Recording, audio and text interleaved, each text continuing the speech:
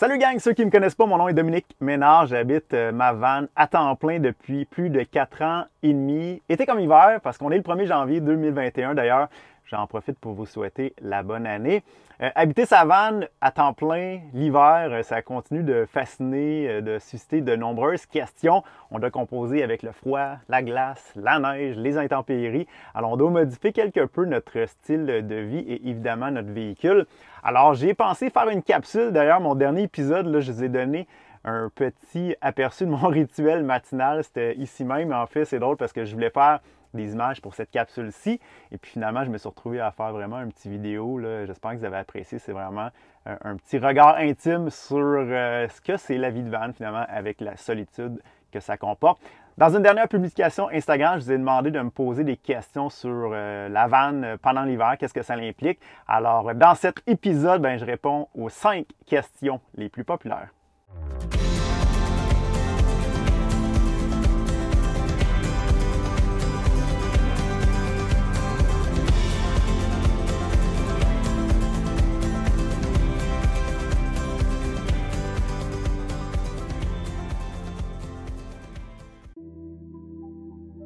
Un des sujets qui revient le plus souvent, c'est vraiment au niveau de l'eau.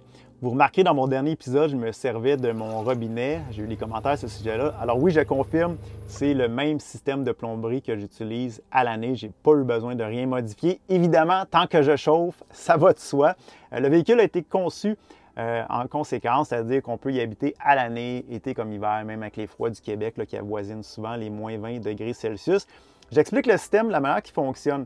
Le réservoir d'eau blanche, il est 76 litres, 20 gallons. Lui, il est situé à l'arrière du véhicule dans un caisson. Dans ce même caisson-là, on retrouve le système de chauffage. C'est un système de chauffage Webasto. Je vais revenir à la question du chauffage, évidemment. Dans ce système-là, évidemment, le système de chauffage Webasto, lui, dégage une certaine chaleur. Fait qu'il aide à ce que la plomberie là, demeure fonctionnelle à l'abri du froid. Vous allez remarquer que j'ai 2 robinet sur mon lavabo. Là, je vais vous expliquer ça une fois pour toutes. Le robinet de droite, il est relié au réservoir d'eau blanche à l'arrière. Je m'en sers pour ma douche, faire la vaisselle. Le robinet de gauche, lui, il est relié à un bidon 20 litres. La raison pourquoi ils font ça, là, imaginez que vous n'êtes pas temps plein dans le véhicule. Beaucoup plus facile de tout purger le reste du système et d'utiliser seulement un 20 litres d'eau pendant l'hiver quand on en a besoin. Parce que je veux dire, moi je suis temps plein dedans, mais c'est pas le cas de tout le monde. J'aurais aimé ça l'année passée, avoir un système comme ça, fort simple. On installe une pompe d'eau. Ensuite de ça, on peut tout simplement avoir un réservoir d'eau blanche puis un réservoir d'eau grise. Stéphanie qui a acheté ma vanne Rita, c'est ce qu'elle a fait cette année. D'ailleurs, je vais laisser y présenter qu'est-ce qu'elle a fait dans la vanne. Hey, c'est Steph, la fille qui a acheté la vanne à Dom. Je suis dans Rita actuellement. Je vous présente le petit update que j'ai fait à Rita. Ici, c'est une belle pompe que j'ai achetée sur Amazon à environ 30 $ qui, en fait, est connectée à des gallons d'eau que je conserve sous l'évier. Puis ici, en fait, ce qu'on a fait, c'est qu'on est venu avec Billy ajouter le drain qui me permet de jeter mon eau grise directement par terre ou encore dans, avec ça ici, un contenant temporaire là, si l'endroit où je suis ne me permet pas de le faire. Donc, c'est très, très simple. C'est seulement un petit bouton et tada! C'est donc une super belle option pour ceux qui, comme moi, doivent hiverniser leur tuyau pour l'hiver. Je vous le conseille fortement. Si jamais vous avez des questions, n'hésitez pas. Ça va me faire plaisir d'y répondre. D'ici là, bonne année, gang! Wow, merci Steph. C'est vraiment cool de voir que Steph continue d'utiliser la vanne été comme hiver comme moi. C'est vraiment une belle continuité. Alors, je reviens à mon système. Beaucoup plus facile, vous en conviendrez, de trouver un endroit pour remplir un bidon, donc aller à l'intérieur chez les amis ou encore moi, la boutique de vélo ici, pour remplir son eau, que de trouver un boyau d'arrosage. Souvent, en plein hiver, c'est gelé, plus difficile un petit peu à trouver. Donc ça, c'est une des raisons pourquoi que la vanne est conçue de cette façon-là. Ensuite de ça, l'eau, elle s'en va où? Ben oui, le réservoir d'eau gris, lui, il est à l'extérieur, ça gèlerait. Alors, ce que Van Life Montréal font, c'est qu'on a rajouté des valves 4 saisons qu'on appelle. Alors, l'eau va tout simplement tomber par terre. Là, je vous arrête, je le sais, j'ai eu des commentaires là-dessus, le monde capotait parce que l'eau tombait à terre. Il faut relativiser un petit peu les choses. J'utilise un bidon de 20 litres, comme je disais, là, je dois le remplir peut-être une fois par semaine. Là. La vanne l'hiver, comme dans le reste de l'année, finalement, moi, c'est souvent juste un toit pour dormir. Je ne passe pas nécessairement mes journées ici. Alors, je ne vide pas 100 litres d'eau par terre à tous les jours. Ça serait un problème si on était une cinquantaine de vannes à faire ça, mais là, je ne pense pas que pour l'environnement. Vous en conviendrez, il y a des choses pires que ça. D'ailleurs, j'ai fait des petites recherches comme ça. 1,5 million de tonnes de déverser au Québec chaque année sur nos routes en chlorure de sodium. Fait que mon petit 5 litres d'eau par-ci par-là avec mon savon bio, ça doit pas être si pire que ça. Je vais allumer la lumière, voilà. Peut-être un peu plus beau même. Les journées sont courtes. On est loin du printemps. Les journées allongent par contre depuis le 21 décembre, mais quand même. Alors, deuxième sujet qui revient le plus souvent, c'est au niveau du chauffage. Ça va de ça, là, ça prend un véhicule qui est bien isolé à la base. Dans ce cas de ce véhicule-là, on utilise de la laine de roche, un mix 3 pouces et 1,5 pouce, là, tout dépendant d'où est-ce qu'on veut aller dans les raccoins. Ensuite, tout ça est scellé. Au niveau du système de chauffage, j'utilise le classique, le Webasto, fort reconnu dans le monde des vannes et des motorisés, hyper efficace, connecté sur le réservoir d'essence. Ça utilise un petit peu d'énergie, d'électricité. Je reviendrai sur la gestion de l'énergie d'ailleurs. Ensuite, un des trucs, évidemment, vous voulez contenir votre chaleur. Moi, ce que je fais, c'est que je ferme les rideaux en avant.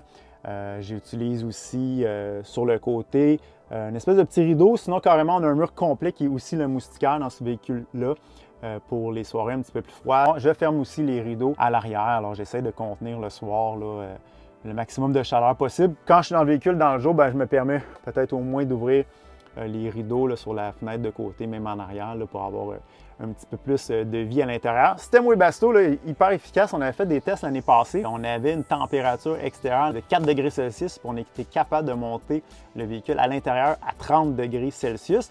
Une nuit très froide aussi, moins 20 degrés Celsius. On avait été capable de monter le thermomètre à 19 degrés Celsius à l'intérieur. Un autre aussi point que j'aimerais mentionner, si vous avez suivi mes épisodes l'année passée, j'en ai fait un épisode, le Vivre en van l'hiver au Québec. Je disais que j'utilisais une chaufferette. C'est toujours le cas. On va parler de la gestion de l'énergie tantôt, comme je disais, mais il y a une chose aussi qu'on ne se cachera pas, il y a moins d'heures d'ensoleillement et tout.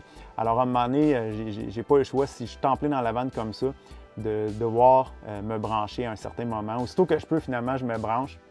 Alors, dans ce cas-ci, quand que je me branche, j'utilise une chaufferette là, que j'avais acheté une quarantaine de dollars à la quincaillerie du coin qui fait super bien le travail.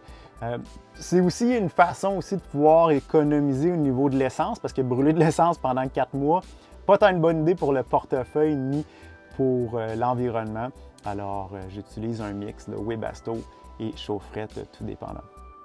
Troisième point qui revient souvent, c'est vraiment au niveau de la gestion de l'énergie. Ça, c'est une question quand même très dure à répondre parce que ça dépend de vos habitudes. Si le véhicule est en mouvement, on recharge les batteries. Grosse différence à être sédentaire à un endroit. C'est souvent mon cas finalement. Moi, je ne bouge pas souvent d'ici. Alors, c'est sûr que le soleil là, ne peut pas subvenir à mes besoins d'énergie. En plus, contrairement à l'été, je dois chauffer en permanence. On parle de 50 d'heures d'ensoleillement de moins pendant l'hiver, moins efficace évidemment. Souvent, les panneaux solaires, ils ont de la neige dessus. Alors, on ne peut pas se fier à ça. Alors, c'est le constat que j'avais fait l'année passée. Je continue à le dire. On n'a pas le choix, surtout si on veut passer un hiver complet dans notre van à temps plein. Il faut se trouver un endroit pour se brancher à l'électricité. Ceci étant dit, il y a quelques jours, ça arrive des fois que je me déplace évidemment.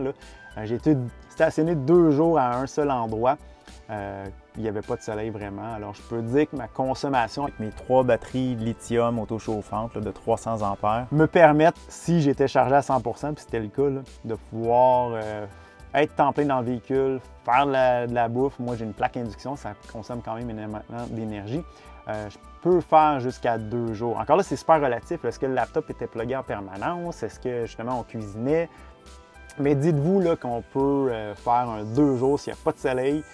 Si on ne bouge pas. Puis au pire des cas, à moins de ne plus avoir d'essence évidemment dans le véhicule, mais au pire des cas, on a tout simplement à démarrer le véhicule. Fait que là, on va pouvoir régénérer de l'énergie si on en a besoin.